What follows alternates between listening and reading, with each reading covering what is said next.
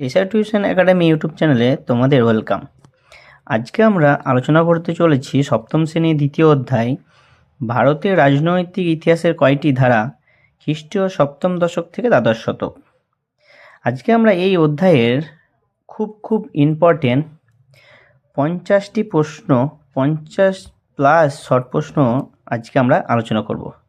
আশা করি এখান থেকে তোমরা অনেকগুলোই কমন পেয়ে যাবে। আর পুরো ভিডিওটা দেখো, আর কারোর যদি কোনো সেরকম প্রশ্ন করার থাকে তো অবশ্যই কমেন্টে লিখে দিও। চলো বেশি দেরি না করে শুরু করা যাক। তাহলে আজকে আমাদের এই ক্লাসে প্রথম প্রশ্ন কি? আমাদের রাজ্যের নাম কি? আশা করি এটা আমরা সবাই জানি, কি পশ্চিমবঙ্গ। দ্বিতীয় প্রশ্ন কি? দ্বিতীয় প্রশ্ন বলছে মিনহাজ ই সিরাজ কোন শতকের ঐতিহাসিক ছিলেন? বলছে খ্রিস্টীয় ত্রয়োদশ শতকের। 3 নম্বর প্রশ্ন কি বলছে? বলছে শশাঙ্ক কোন দেবতার উপাসক ছিলেন? উত্তর শিবের। 4 নম্বর প্রশ্নে কি বলছে? বলছে হর্ষবর্ধনের সভাকবি কে ছিলেন? হর্ষবর্ধনের সভাকবি ছিলেন বাণভট্ট। এটা খুব ইম্পর্টেন্ট প্রশ্ন। তার 5 নম্বর কি বলছে? 5 নম্বর বলছে হর্ষচরিত কে রচনা করেন? এটাও কি হবে? বাণভট্ট। এর উত্তর বাণভট্ট। এটাও খুব ইম্পর্টেন্ট প্রশ্ন। তারপরে বলছে সকলোত্তর পথনাথ কার উপাধি ছিল? এটা ছিল হর্ষবর্ধনের। 7 নম্বর প্রশ্ন কি বলছে? বলছে ইত সিং কে ছিলেন? চীনা পর্যটক। 8 নম্বর প্রশ্ন দেখো, 8 নম্বর প্রশ্ন কি বলছে? বলছে শশাঙ্কের মৃত্যুর কত বছর পর ইত সিং ভারতে এসেছিলেন? উত্তর 50 বছর পর। কত বছর পর? 50 বছর পর। 9 নম্বর প্রশ্ন কি বলছে? বলছে কোন চীনা পর্যটক শশাঙ্ককে বৌদ্ধ বিদ্বেষী বলেছিলেন? উত্তর কি হবে? Hiuen Tsang. উত্তর কি হবে? হিউয়েন সাং বা সুয়াংজাং, বা যেটাকে আমরা হিউয়েন সাং বলে জানি। 10 নম্বর প্রশ্ন কি হবে? শেষটি কাদের বলা হতো? বা শেষটি কাদের বলা হতো? এটা হবে ধনী বাণিকদের। 11তম প্রশ্ন কি বলছে? বলছে শশাঙ্কের আমলে স্থানীয় প্রধানরা কি নামে পরিচিত ছিল? এটা হবে উত্তর কি? মহোত্তর। 12তম প্রশ্ন কি বলছে? বলছে বাংলায় পাল বংশের প্রতিষ্ঠাতা কে ছিলেন? এটা খুব ইম্পর্টেন্ট প্রশ্ন। কি বলছে? বাংলায় পাল বংশের প্রতিষ্ঠাতা কে ছিলেন? উত্তর কি? গোপাল। এটা খুব ইম্পর্টেন্ট প্রশ্ন। 13 নম্বর প্রশ্ন কি বলছে? কোন গ্রন্থে বঙ্গ নামটি প্রথম উল্লেখ পাওয়া যায়? এটা হবে ঋগ্বেদ, ঐতের, অরণ্যকে। 14 নম্বর প্রশ্ন কি বলছে?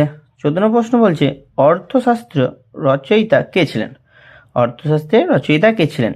এটা কি হবে? কৌটিল্য। এটাও খুব ইম্পর্টেন্ট প্রশ্ন। 15 নম্বর প্রশ্ন কি বলছে? 15 নম্বর প্রশ্ন বলছে রঘুবংশম কাব্যের রচয়িতা কে? রঘুবংশম কাব্যের রচয়িতা কে? এটা কি হবে? উত্তর কালিদাস। 16 নম্বর প্রশ্ন কি বলছে? বলছে আইনি আকবরী গ্রন্থের রচয়িতা কে? এটা হবে আবুল ফজল। পাল রাজা গোপালের উত্তরাধিকারী কে ছিলেন? পাল রাজা গোপালের উত্তরাধিকারী কে ছিলেন? এর উত্তর হবে ধর্মপাল। কে ছিলেন? ধর্মপাল। 8 নম্বর প্রশ্ন কি বলছে? বলছে ধর্মপালের পিতার নাম কি? ধর্মপালের পিতার নাম কি? উত্তর গোপাল। 19 নম্বর প্রশ্ন আমাদের কি বলছে? বলছে 19 নম্বর প্রশ্ন কি বলছে? বলছে ধর্মপালের পর কে পাল সাম্রাজ্যের রাজা হন? এটা হবে উত্তর কি? দেবপাল। 20 নম্বর প্রশ্ন কি বলছে? বলছে ষোড়শ থেকে অষ্টাদশ শতকে ইউরোপীয় ভ্রমণকারী বণিক অঞ্চলের কি নাম দিয়েছিলেন? বলছে ষোড়শ থেকে অষ্টাদশ মানে এক কথায় ষোড়শ থেকে অষ্টাদশ শতকে ইউরোপীয় ভ্রমণকারী ও বাণিক অঞ্চলের কী নাম দিয়েছিলেন? এটা হবে বেঙ্গালা। 21 নম্বর প্রশ্ন কি? স্বাধীনতার পূর্বে এই বাংলা ভূখণ্ড কি নামে পরিচিত ছিল? এটা উত্তর কি? বেঙ্গল। আমাদের রাজ্যের নাম কখন থেকে পশ্চিমবঙ্গ হয়েছে? 1947 খ্রিস্টাব্দের দেশভাগের পর থেকে। তাহলে আমাদের রাজ্যের নাম কখন থেকে পশ্চিমবঙ্গ হয়েছে? 1947 খ্রিস্টাব্দের দেশভাগের পর থেকে। 23তম প্রশ্ন কি বলছে? বলছে কত খ্রিস্টাব্দে পূর্ব পাকিস্তান স্বাধীন হয়? পূর্ব পাকিস্তান মানে এক কথায় যেটাকে আমরা এখনকার দিনে বাংলাদেশ বলে জেনে থাকি, কি 1971 খ্রিস্টাব্দে। তা বলছে সুবা শব্দের অর্থ কি? সুবা শব্দের অর্থ হলো প্রদেশ বা রাজ্য। 25তম প্রশ্ন কি বলছে? ভাস্কর বর্মার পর কে কর্ণ সুবর্ণতে রাজধানী প্রতিষ্ঠা করেছিলেন? উত্তর জয়নাগ। 26তম প্রশ্ন হলো পাল রাজাদের আদি নিবাস কোথায় ছিল? উত্তর কি হবে? বরেন্দ্র। কি হবে? বরেন্দ্র। 27তম প্রশ্ন কি? 27তম প্রশ্ন হলো শশাঙ্কের রাজধানী কোথায় ছিল? শশাঙ্কের রাজধানী কোথায় ছিল? কর্ণ সুবর্ণ। এটাও খুব ইম্পর্টেন্ট প্রশ্ন। তারপরে কি বলছে? বলছে হিউয়েন সাং কে ছিলেন? হিউয়েন সাং কে ছিলেন? চীনা বৌদ্ধ পর্যটক। 29তম প্রশ্ন কি বলছে? বলছে হিউয়েন সাং রাঙামাটি বা রক্ত মৃত্তিকা বৌদ্ধ বিহারকে কি বলেছিলেন? লোটোমো চিহ। কি বলেছিলেন? লোটোমো চিহ। বলছে 30তম প্রশ্নটা কি বলছে? বলছে প্রাচীন তাম্রলিপ্ত বর্তমানে কি নামে পরিচিত? প্রাচীন তাম্রলিপ্ত বর্তমানে কি নামে পরিচিত? এটা হবে তমলুক নামে। 31তম প্রশ্ন কি বলছে? বলছে কর্ণ সুবর্ণ স্থানীয়ভাবে কোন রাজার প্রাসাদ নামে প্রাসাদ বলে বিখ্যাত? এটা হবে রাজা কর্ণের প্রাসাদ নামে বিখ্যাত। তারপরে কি বলছে? 32তম প্রশ্নটা দেখো, বলছে শশাঙ্কের মৃত্যুর পর কে কর্ণ সুবর্ণ দখল করেছিলেন? শশাঙ্কের মৃত্যুর পর কে কর্ণ সুবর্ণ দখল করেছিলেন? এটা হবে কামরূপের রাজা ভাস্কর বর্মা। তারপরে কি 33তম প্রশ্ন কি বলছে? কখন সেন শাসনের অবসান ঘটেছিল? উত্তর কি হবে? ত্রয়োদশ শতকে। 34তম প্রশ্ন কি? হযরত মুহাম্মদ কত খ্রিস্টাব্দে জন্মগ্রহণ করেন? এটা হবে 570 খ্রিস্টাব্দে। 35তম প্রশ্ন হলো কখন সেন শাসনের অবসান ঘটেছিল?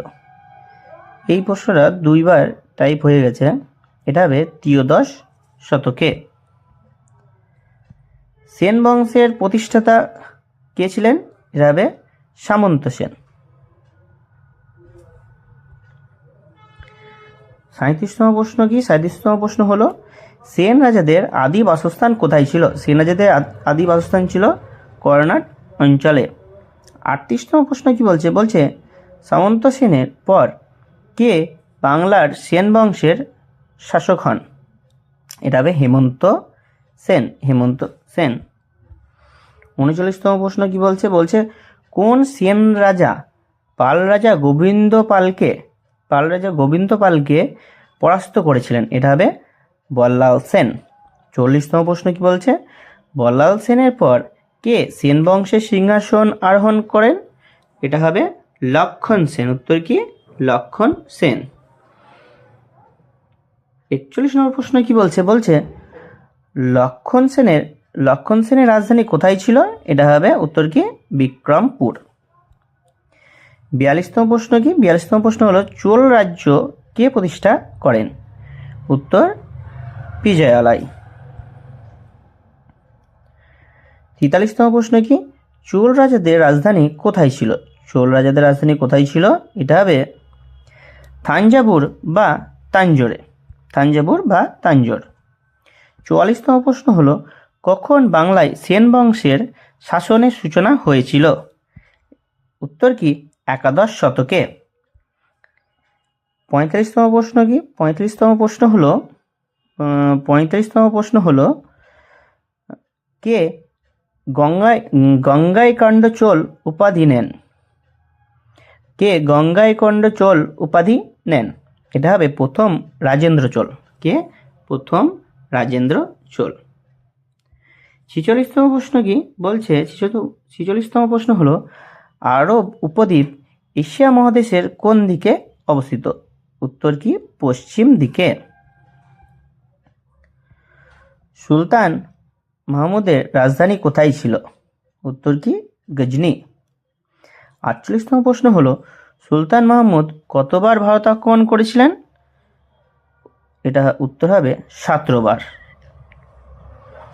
49তম প্রশ্ন হলো, তরাইনের দ্বিতীয় যুদ্ধ কত খ্রিস্টাব্দে হয়? এটা খুব ইম্পর্টেন্ট প্রশ্ন। এটা হবে 1192 খ্রিস্টাব্দে। 50তম প্রশ্ন হলো, তরাইনের দ্বিতীয় যুদ্ধ কাদের মধ্যে হয়? এটাও খুব ইম্পর্টেন্ট প্রশ্ন। এটা হবে মোহাম্মদ ঘুরি ও তৃতীয় পৃথ্বীরাজ চৌহানের মধ্যে। 51তম প্রশ্ন হলো, তরাইনের দ্বিতীয় যুদ্ধে কে পরাজিত হন? উত্তর কি? তৃতীয় পৃথ্বীরাজ চৌহান। এবার 52 নম্বর প্রশ্ন হলো, মোহাম্মদ ঘুরি কত খ্রিস্টাব্দে মারা যান? উত্তর 1206 খ্রিস্টাব্দে। 53 নম্বর প্রশ্ন হলো, কে দিল্লিতে সুলতানি শাসন প্রতিষ্ঠা করেন? 53 নম্বর প্রশ্নটা খুব ইম্পর্টেন্ট। এটা কে? কুতুবউদ্দিন আইবক। 54 নম্বর প্রশ্ন হলো যে কত বছরের মধ্যে হযরত মুহাম্মদ আরব ভূখণ্ডে অঞ্চল দখল করেছিলেন? 10 বছরের মধ্যে। 55 নম্বর প্রশ্ন হলো, কত খ্রিস্টাব্দে হযরত মুহাম্মদের মৃত্যু হয়? 632 খ্রিস্টাব্দে। 56 নম্বর প্রশ্ন হলো, খালিফা শব্দের অর্থ কি? খালিফা শব্দের অর্থ কি? প্রতিনিধি বা উত্তরাধিকারী। প্রতিনিধি বা উত্তরাধিকারী। 57 নম্বর প্রশ্ন হলো, প্রথম খালিফার নাম কি? প্রথম খালিফার নাম হলো আবু বকর। 58 নম্বর প্রশ্ন এবং আমাদের এই অধ্যায়ের শেষ প্রশ্ন হচ্ছে, ইসলামীয় জগতের রাজনৈতিক ও ধর্মীয় নেতাকে খালিফা বলা হয়। ভিডিওটা কেমন লাগলো অবশ্যই কমেন্ট করে জানিও। আর কারোর যদি কোনো প্রশ্ন করার থাকে তাহলে নিচে কমেন্ট করো। আর অবশ্যই একটা লাইক করে যেও। অবশ্যই একটা লাইক করো, কারণ তোমাদের একটা লাইক অনেকটাই মোটিভেট করে থাকে। আর এর পরবর্তী তোমাদের কোন বিষয়ের ক্লাস দরকার আমাকে কমেন্ট করে জানিও। আমি অবশ্যই দেওয়ার চেষ্টা করব। দেখা হচ্ছে পরবর্তী ভিডিওতে। ধন্যবাদ।